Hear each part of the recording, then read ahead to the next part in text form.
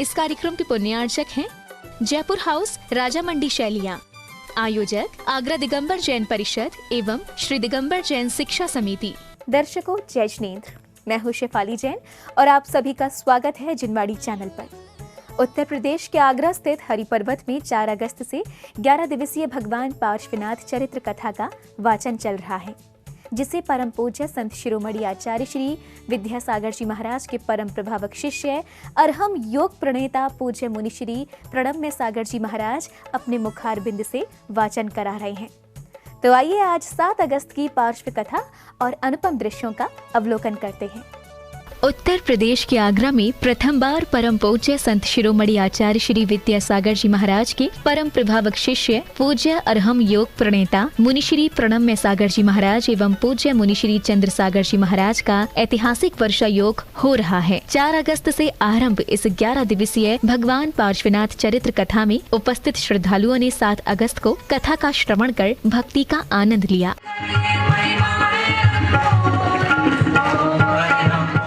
सर्वप्रथम मुनिवर का आगमन हुआ। सिंहासन पर आसीन होने के बाद भक्तों ने सर्वप्रथम गुरु दर्शन कर श्रीफल भेंट किया। मंच का संचालन कर रहे चातुर्मास समिति के संयोजक श्री मनोज जैन जी ने आगंतुकों का स्वागत आभार व्यक्त किया। बोले परम पूजाचार्य श्री विद्यासागर जी महाराज की बोले परम पूज मुनि श्री प्रणम्य सागर जी महाराज की बोले परम पूज मुनि श्री चंद्र सागर जी महाराज की। आइए इस सभा का शुभारंभ करेंगे पार्श्व कथा का चतुर्थ दिन के अवसर पर। पूरे नगर में आज चर्चा है मित्रों, तो वो एक ही चर्चा है पार्श्व कथा की। आश्चर्य तब हुआ जब एक बाजार में हम गए और एक साथ कई दुकानदार एक वीडियो देख रहे थे मोबाइल पर। वो जैन नहीं थे और वो दुकानों की फड़ों पर बाहर बैठे थे और जब हमने गौर से देखा तो वो पार्श्व कथा को देख रहे थे। इस क्रम में 7 अगस्त को प्रभु पार्श्वनाथ की कथा का शुभारंभ सुंदर मंगलाचरण के साथ किया गया। सबसे पहले माझी निवाड़ी के मंगल में गुण गाने की जय हो, फिर नमोकारी महामंत्र के उससे हुए कल्याण की जय हो, फिर नमोकारी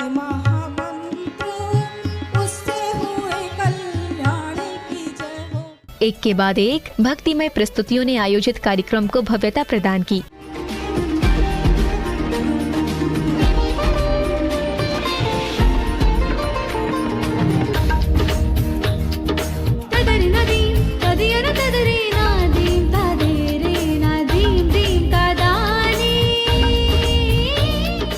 इसी दौरान गुरु भक्त परिवार एवं आयोजक कमेटी सदस्यों ने मुनिवर के समक्ष श्रीफल भेंट कर आशीष ग्रहण किया।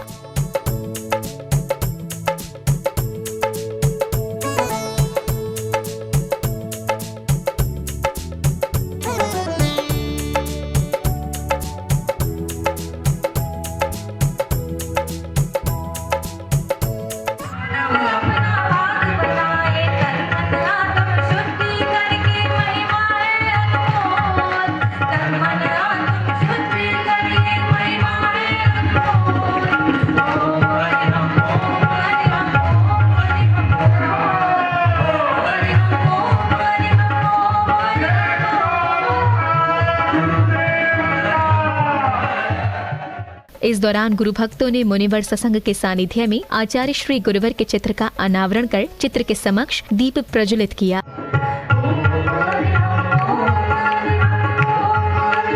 चित्र अनावरण एवं दीप प्रज्वलन के बाद सौभाग्यशाली परिवार को मुनिवर का पाद प्रक्षालन करने का पुण्य प्राप्त हुआ।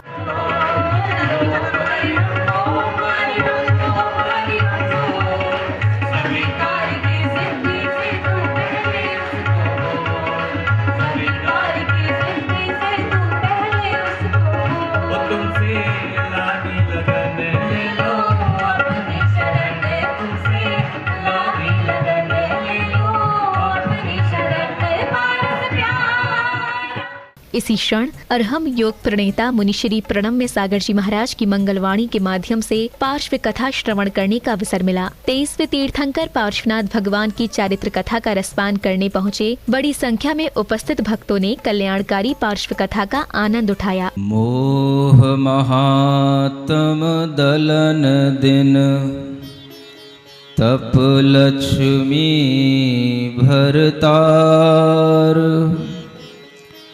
ते पारस परमेश मुझ हो सुमति दातार वामानंदन कल्पतरु जयो जगत हितकार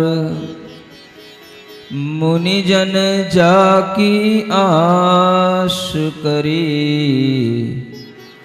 जाचे शिव फलसार। पार्श्वनाथ कथा का आज ये चौथा दिन और हम मरुभूति के जीव से यात्रा करते हुए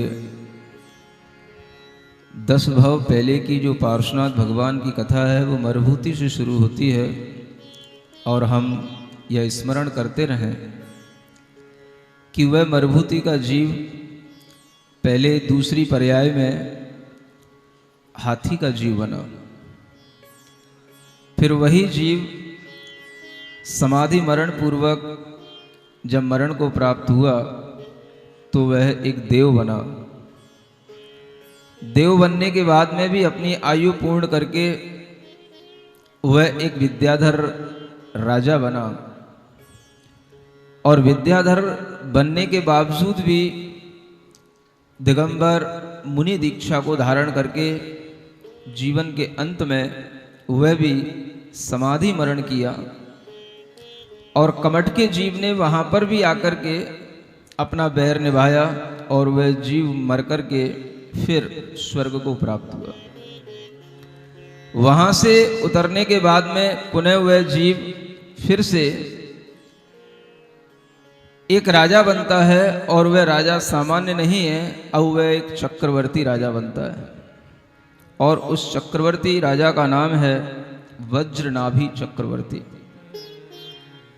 वह वज्रनाभि चक्रवर्ती जो स्वयं अपने पुण्य के माध्यम से चक्रवर्ती बन रहे हैं और ये ऐसा पुण्य होता है कि अपने आप वह पुण्य घर में आकर के कहता है कि आप चक्रवर्ती बन गए हो।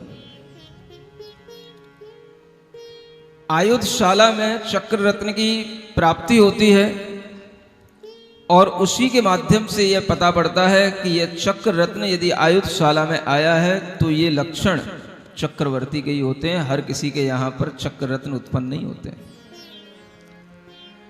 अपने आप अपने सौभाग्य से जो भाग्य से चीजें मिलती हैं वास्तव में सुख तो उन्हीं को भोगने का होता है। आज संसार में मैं देखता हूं हर व्यक्ति अपने धन वैभव शोहरत पद प्रतिष्ठा के लिए बहुत मारामारी करते हैं, लेकिन उस मारामारी में अगर पुरुषार्थ बना रहे और वो पुरुषार्थ धर्म के साथ हो तो वो मारामारी भी कथनचित ठीक कही जा सकती है, क्योंकि वो धर्म के साथ पुरुषार्थ कर रहा है। निठल्ला होकर के कोई भी बैठेगा तो उसको कुछ भी हाथ नहीं लगेगा, यह भी सच है, लेकिन पुरुषार्थ भी इतना हो कि उसमें छल कपट ज्यादा ना हो।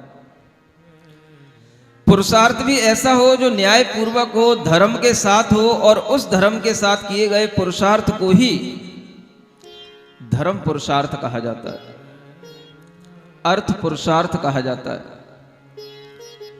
आचार्यों ने कहा है कि आप अपने जीवन को चलाने के लिए हर तरह का पुरुषार्थ करें, धन भी कमाएं, अपनी इच्छाओं की पूर्ति भी करें, लेकिन सब कुछ धर्म के साथ करें, धर्म छोड़ के नहीं। गृहस्थों के लिए धर्म पुरुषार्थ पहले रखा गया, उसके बाद में अर्थ पुरुषार्थ और फिर उसके साथ आता है काम पुरुषार्थ। ये 3 पुरुषार्थ गृहस्थों के लिए होते हैं। कहा गया है कि जब कोई व्यक्ति धर्म पुरुषार्थ करता है तभी उसके लिए न्याय नीति से धन कमाने का भाव आता है, और न्याय नीति से कमाया हुआ धन ही हमारे पास ठहरता है। एक बहुत बड़ी नीति है कि जिस व्यक्ति ने अन्याय के साथ धन कमाया है, वो अन्याय के साथ कमाया हुआ धन उसके पास में 10 वर्ष से ज्यादा टिक नहीं सकता है।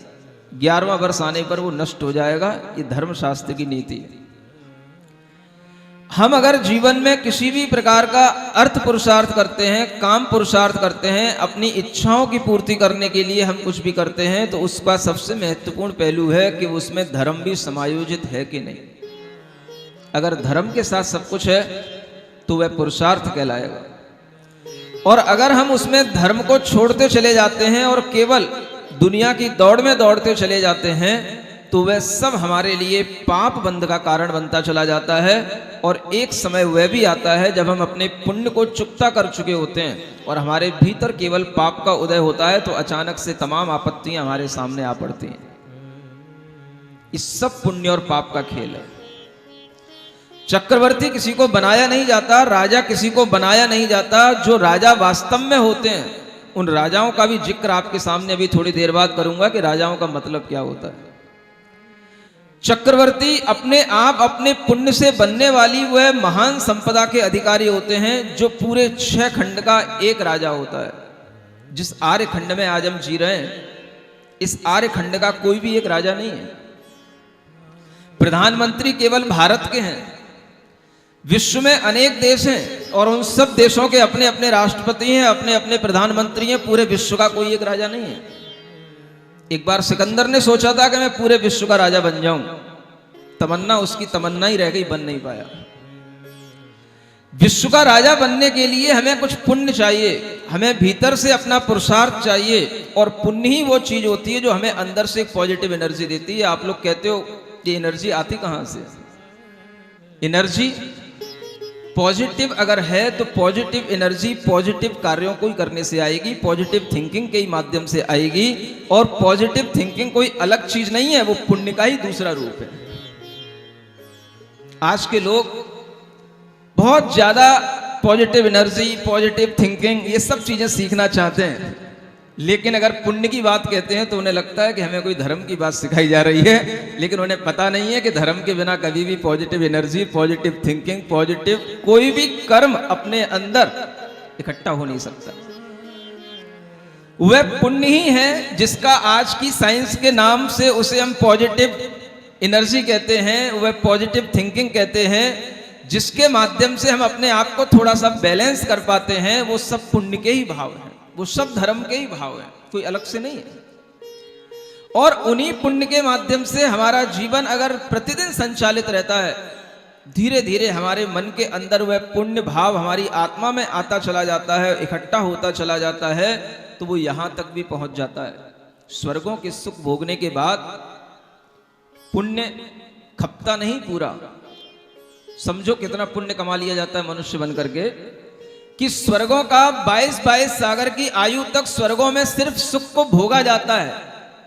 पुण्य को जो पहले इकट्ठा किया था उसका खर्चा किया जाता है, और फिर भी वो पुण्य खर्च नहीं होता है। जब वो पुण्य बचता है, वहां की आयु पूरी हो जाती है, जब यहां पर आकर के मनुष्य बनता है, तो जितना पुण्य बचता है उसी पुण्य के हिसाब से यहां पर उसको मनुष्य जन्म में वह बड़े बड़े पदों की प्राप्ति होती है। सामान्य राजा बन जाना, अर्धमंडलीक राजा बन जाना, बड़े बड़े और महाराजा बन जाना, इसके अलावा एक सबसे बड़ा राजा होता है जिसे चक्रवर्ती कहते हैं। 9 निधियां, 14 रत्न, जिनका वह स्वामी होता है, और वह 14 रत्न केवल उन चक्रवर्ती के पास ही होंगे और किसी के पास नहीं होंगे। और वास्तव में देखा जाए तो मजा तभी है जीने का कि अगर कोई गाड़ी निकली है या कोई भी बंगला है, तो वो अगर केवल अपने पास हो और किसी के पास ना हो तो लगता है कि हाँ कुछ मैं हूं, और वैसा सबके पास हो जाए फिर कुछ मजा नहीं आता। पार्श्व कथा के दौरान आयोजक कमेटी की ओर से प्रत्येक सदस्य गुरु चरणों में कथा के रसपान का आनंद उठा रहे थे। महिलाओं ने भी बढ़ चढ़कर सहभागिता कर धर्म लाभ लिया। दूर दूर से पहुँचे परिवारों ने मुनिवर के चरणों में श्रीफल भेंट किए।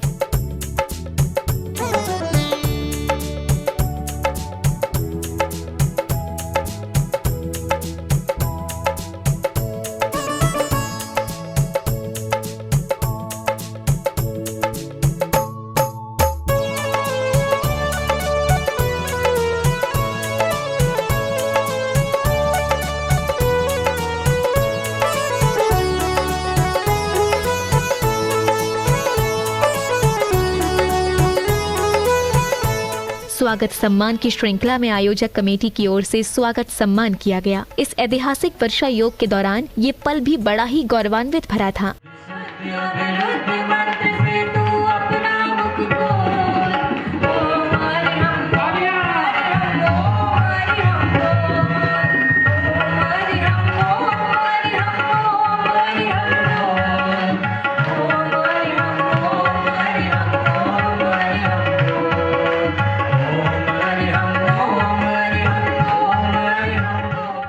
चौथे दिन भक्तों ने पार्श्व प्रभु और मुनिवर की मंगल आरती का सौभाग्य उठाया। पार्श्व कथा का आनंद उठाने आए अपार संख्या में उपस्थित भक्तों ने गुरुवर की आरती की।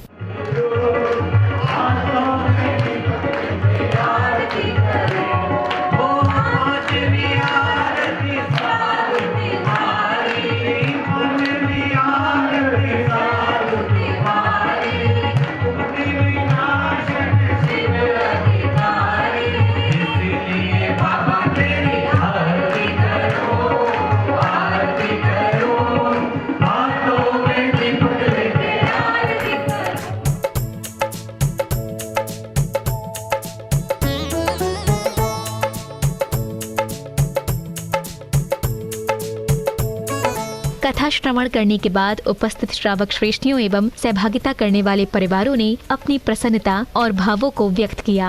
आज हमारे गुरुवर श्री प्रणम्य सागर जी महाराज ने पास प्रमाण की कथा में हम लोगों को बताया कि हम लोगों को धर्म से नहीं डरना चाहिए, अपने धर्म के मार्ग पर चलना चाहिए, क्योंकि हम अगर धर्म पर चलेंगे जब भी हमको संयम की प्राप्ति होगी, जब हम अपने जीवन का उद्धार कर सकेंगे। आज कथा का करीब चौथा या पांचवा दिन था और प्रणम्य सागर जी महाराज का आज मतलब हम लोगों का बड़ा ही सौभाग्य है कि महाराज श्री का चातुर्मास हम लोगों को मिला है। और आज कथा में वैराग्य भावना का प्रकरण लिया गया। वैराग्य भावना के बारे में मुनिराज ने बड़ी विस्तृत चर्चा की, पूरा हिंदी में अनुवाद किया। उन्होंने बताया कि धर्म का हर कार्य होते हुए साथ रहना जरूरी है। यदि धर्म साथ है तो हम आगे के लिए पुण्य का संचय कर सकते हैं, नहीं तो पुण्य के संचय जो हमारा आगे हुआ है उसको भी हम पाप कर्म में ही व्यर्थ करते जा रहे हैं। आज स्थिति यही हो रही है। तो आज हमने उनसे यही शिक्षा ली कि हमें आगे पुण्य का जो उदय होने पे हमें जैन धर्म मिला है, मुनि का साथ मिला है, आगे भी हमें पुण्य का ही संचय करना है। पार्श्व कथा का आयोजन आगरा नगर में चल रहा है परम पूज्य मुनि श्री प्रणम्य सागर जी महाराज के द्वारा।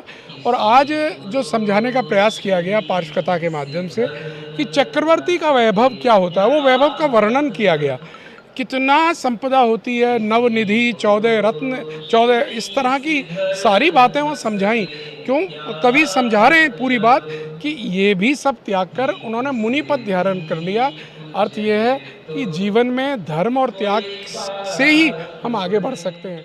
दर्शकों, पार्श्व कथा एक ऐसी कथा है जिसमें 23वें तीर्थंकर प्रभु पार्श्वनाथ जी के चरित्र कथा का समस्त सार परम पूज्य मुनि श्री प्रणम्य सागर जी महाराज वाचक के रूप में भक्तों को श्रवण करा रहे हैं। आज आपने 7 अगस्त की इस आनंदमयी यात्रा का लाभ लिया। अभी समय होता है आपसे विदा लेने का। हम कल पुनः उपस्थित होंगे पार्श्व कथा की अगली श्रृंखला में। तब तक आप देखते रहिए जिनवाड़ी चैनल। जय श्रीनेंद्र। इस कार्यक्रम के पुण्यार्जक थे जयपुर हाउस, राजा मंडी शैलियां। आयोजक आगरा दिगंबर जैन परिषद एवं श्री दिगंबर जैन शिक्षा समिति।